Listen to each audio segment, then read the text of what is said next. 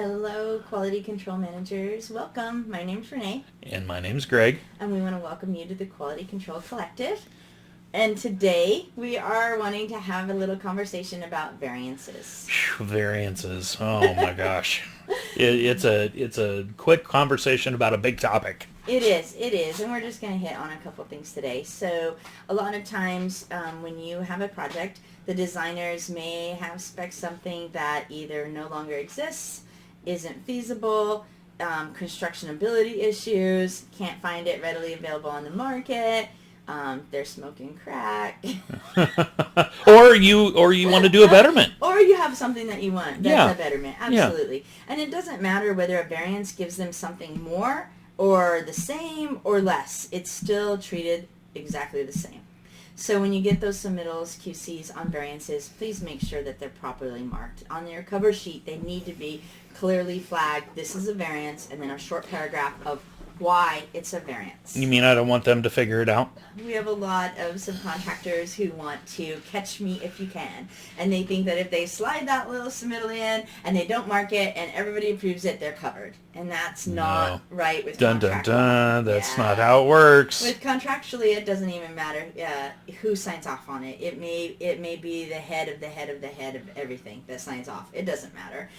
If it's not meeting drawings and specifications and hasn't been approved formally as a variance, then you'll have to go back and you'll have to rip it out, and no matter what, even if it's given them something more. And we've seen that over and over again. Yeah. We've had that happen on our own projects, and we've definitely had that happen on general contractors' projects that we've placed QCs or we've QC'd for, so it's no fun. Definitely mark those variances clear. Yeah. And train your subs to understand that trying to slide it through is not the way to go. The way to go is to get it approved. And if the variance is tied to money, remember that the submittal is not where you're going to get those added funds. You got to put an RFI in. Yeah. So get that variance approved and then attach that to an RFI, because that starts the monies rolling. That's the money ball roll. And then through the RFI process, if it is additional funds, you can justify that and then make sure that that money is getting applied back to your project. So more to Renee's point about the subcontractor has to tell you why. So if you get a submittal and it doesn't match, obviously you need to go back to the subcontractor to have them tell you why. If you get a submittal from a subcontractor and it's marked as a variance and there's no explanation, you got to go back. So talk to that subcontractor. Have them give you a written explanation of why it's a variance. That way you can put that in the RFI or through the RMS system for the Corps of Engineers.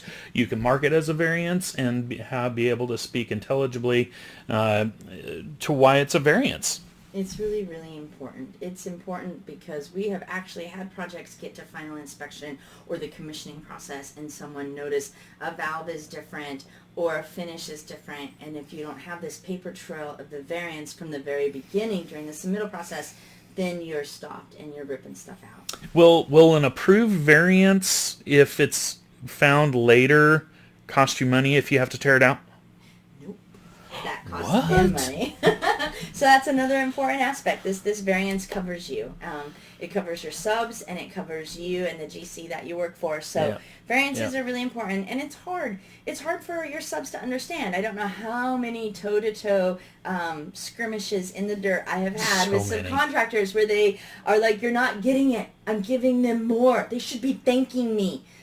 That's just not the way that federal work and contract law works. That's just not the way of the world. So even if it's a betterment, it's like I tell them, that's great. Then put that on your variance cover sheet. Let's put that. Let's explain to them why they should be thanking us, and we're giving them more. And then let them approve it, and then we all keep moving forward with the project. Yeah. It could be something as simple as a finish or a different ceiling tile or a doorknob or door hardware, or it could be something as big as a variance of mechanical equipment or electrical gear. They don't make it anymore, or there's a better way to go, or there's a cheaper way to go. It's all got to be marked down as a variance, and you could be granted that variance. Absolutely. And more times than not, they really are. Yeah. As long as you have a really good description of why. But they got to be marked that way. They do have to be marked. Yeah. So we really hope that these little tips and tricks have helped you today. If it has, give us a like down below. Thank you so much, Follow everybody. us. Have a great day. Bye.